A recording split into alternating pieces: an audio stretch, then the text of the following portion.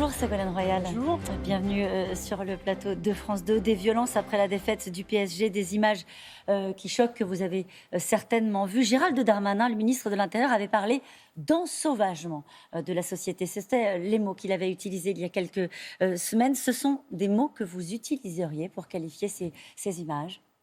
Il n'est pas faux ce mot. Il a déjà été d'ailleurs utilisé par le passé. Maintenant, il faut éviter de généraliser. Et puis, il faut surtout trouver des solutions. Gouverner, c'est trouver des solutions. Et en tout cas, ce qui est clair, c'est qu'il y a un problème global vis-à-vis des jeunes qui sont restés confinés. Donc, il y a eu aussi des dégâts psychologiques sur ces jeunes. Et donc, il faut absolument les occuper. Je crois que l'oisiveté mène à la délinquance. Comment on fait pour les occuper? C'est 50 mineurs qui ont été interpellés? Non, mais globalement, je veux dire, il y a beaucoup de jeunes aujourd'hui qui n'en sont pas retournés à l'école, qui ne travaillent pas, qui ne sont pas en formation, donc qui traînent dans la rue. Donc il faut des solutions à la hauteur de ce défi, des solutions massives. Moi, par exemple, je pense qu'on pourrait lancer des chantiers nationaux pour occuper les jeunes, les reformer, leur redonner un métier, les encadrer, leur faire faire du sport. Chantier de formation? Chantier de formation, chantier de travaux dans les quartiers, pourquoi pas? Puisque normalement, un grand chantier d'isolation doit être lancé. Pourquoi ne pas former les jeunes qui n'ont pas de métier à ces métiers du bâtiment, de l'entretien, de leur quartier? Ça leur donnerait une motivation. Vous voyez, les jeunes qui n'ont pas eu la chance d'être encadrés, d'être éduqués, de connaître les limites, eh bien, il faut leur donner. C'est jamais trop tard. C'était un peu l'objet du service civique? C'était l'objet du service civique, mais pourquoi ne pas étendre, pourquoi ne pas refaire un service national pour toute cette génération à l'égard de laquelle il ne faut pas considérer que c'est une génération perdue. La politique ne doit jamais considérer qu'une génération est perdue. Mais le moment est grave quand même, la situation est grave, donc il faut des solutions à la hauteur de ces problèmes. Sans autorité, pas de vie possible en société. Ce sont les mots de Nicolas Sarkozy qui était interrogé sur ces images de violence après la défaite du PSG. Est-ce que vous pensez qu'en ce moment, la société a un besoin d'autorité, de verticalité, comme l'a dit hier l'ancien chef de l'État? Je me méfie toujours des formules. Surtout de la part des responsables politiques qui ne sont pas forcément exemplaires. Vous savez, l'autorité, c'est... Vous pensez à Nicolas Sarkozy? D'une façon générale, je ne vais pas focaliser, mais bon, tout le monde voit bien ce que je veux dire. C'est-à-dire que l'autorité, elle se fait aussi par l'exemplarité, par l'exemple. Et elle se fait par les limites. Et elle se fait par la cohérence entre les adultes.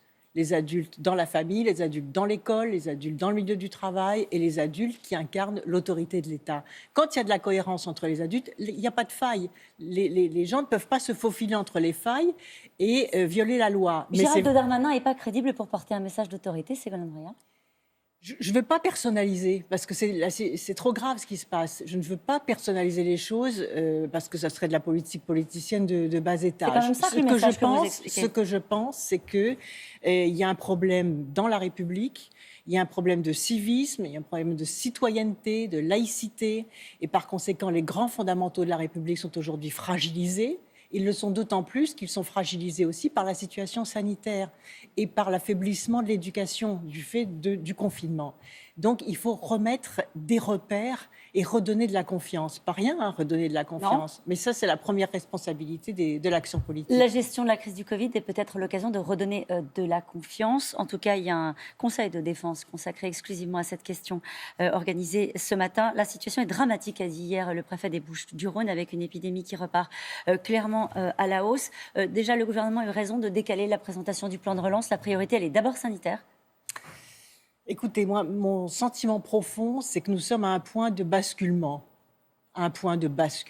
C'est-à-dire, soit on bascule vers la dépression, vers la peur, vers l'incertitude, soit on bascule dans tout le contraire, c'est-à-dire dans le courage, dans la confiance, dans la certitude, dans un nouvel horizon qu'on va atteindre ensemble. Et au-delà, c'est même trouver des opportunités pour faire réussir un rebond et se dire que la crise, c'est aussi une opportunité de progresser. C'est ce que j'appelle la résilience, que j'ai appelé la résilience dans ce livre sur résilience française. C'est-à-dire comment est-ce qu'après un choc, on retrouve un équilibre. Et comment cet équilibre est meilleur, bien évidemment, que la situation antérieure. C'est pas rien. Bah non, c'est pas rien. Alors comment ? Ça veut dire que chaque décision, chaque prise de parole, chaque information doit être lue à travers cette grille. C'est-à-dire, soit ça aggrave la peur, et la peur conduit à la peur, et la peur conduit à la maladie. Parce que je vous rappelle que quand on a peur, on a des défenses immunitaires qui baissent. Donc, si on fait peur aux gens, ils vont être malades. Donc c'est Alors, absurde. Il faut rassurer les Français, c'est ce que vous dites ce matin. Par exemple, quand Elisabeth Borne dit qu'il va falloir des règles strictes pour vivre ensemble, par exemple, imposer des masques dans les entreprises, il faut qu'il y ait des règles. Et si ces règles ne sont pas respectées, il y aura des sanctions.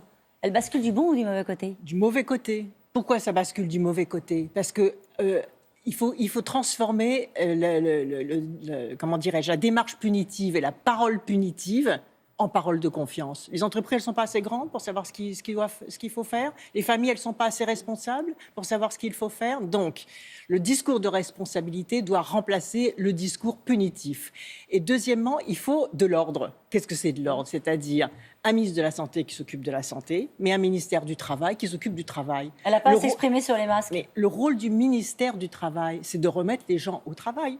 C'est de redonner confiance aux entreprises.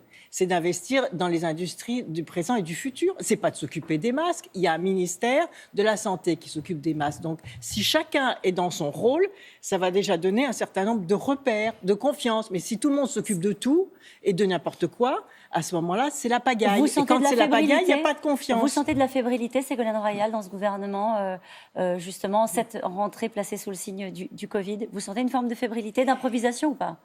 Il y a une forme de... Il faut qu'elle cesse. Moi, je suis là pour tenir une parole constructive, oui. Parce que si ma parole est une parole critique, ça va aggraver cette fébrilité et cette peur. Donc ma parole, elle doit être constructive. Il faut pas qu'il y ait de fébrilité. Il faut qu'il y ait vous voyez, il faut qu'il y ait de la confiance. Il faut qu'il y ait de la précision dans les choses. Et il faut qu'il y ait de la rapidité dans les décisions. Et la question qu'on peut se poser, c'est vrai que quand il y a un report du plan de relance, il faut expliquer pourquoi il y a un report, parce que ça ajoute de la fébrilité, ça ajoute de l'instabilité. Et le plan de relance, par exemple le plan d'isolation, on aurait aimé qu'il soit lancé pendant le confinement, comme l'ont fait nos voisins allemands. Pourquoi ? Parce qu'il fallait commencer les travaux. Pourquoi fallait commencer les travaux ? Parce que c'est bientôt l'hiver. Donc là, les gens, ils vont laisser passer l'hiver et les travaux n'auront lieu que l'année prochaine. Or, tout ce qui est investi, puisque l'argent est là, les investissements sont là, c'est le volet positif d'ailleurs de ce qu'a fait le gouvernement. Il y a eu quand même le chômage partiel, il y a eu les prêts garantis, il y a eu l'annonce qu'il y allait y avoir un plan d'investissement. C'est dans la mise en œuvre qu'il fallait aller plus vite, c'est ce que vous expliquez ce matin. C'est dans l'investissement qu'il faut aller plus vite. Vous voyez, la reprise des activités économiques. La rentrée des classes, un mot de la rentrée des classes, Ségolène Royal, avec ce débat qui est en train de monter, je voudrais avoir votre avis là-dessus. L'école est gratuite. Est-ce qu'il faut que les masques soient gratuits à l'école ? C'est évident. C'est évident. Et d'ailleurs, la plupart des fournitures scolaires sont données dans les classes. Donc là, il faut qu'il y ait un accord entre l'État et les collectivités locales, c'est les communes pour l'école primaire, les départements pour les collèges, les régions pour les lycées, et puis qu'il y ait un partage de cette prise en charge de la dépense pour les familles. Mais je vois, et là aussi, il faut être astucieux, je vois que dans certains territoires et dans certaines écoles, on a créé des ateliers couture. C'est pas compliqué de faire un masque. Donc là aussi, ça peut déclencher de la citoyenneté. Ne restons pas dans l'inertie et dans l'assistanat. Demandons-nous aussi ce que l'on peut faire dans les quartiers pour créer des ateliers couture. Ça peut revaloriser aussi l'activité de certains qui n'ont rien à faire. Un dernier mot très vite, je vais me faire disputer. Xavier Bertrand qui se prépare pour la présidentielle. Jean-Luc Mélenchon qui dit « Je prendrai ma décision en octobre ». Yannick Jadot qui dit « Il faut accélérer le calendrier ». Jean-Luc Mélenchon, donc je le disais, lui ce sera le mois prochain. Vous avez dit avant les vacances, s'il faut bouger sur la présidentielle, je bougerai. Vous allez bouger ? C'est pas le moment, je pense. Vous voyez, là, par rapport à tout ce qu'on vient de dire, je crois qu'aujourd'hui, il faut sécuriser les transitions, sécuriser cette rentrée, redonner de l'espoir et de l'optimisme, redonner de la confiance et écarter toutes les peurs.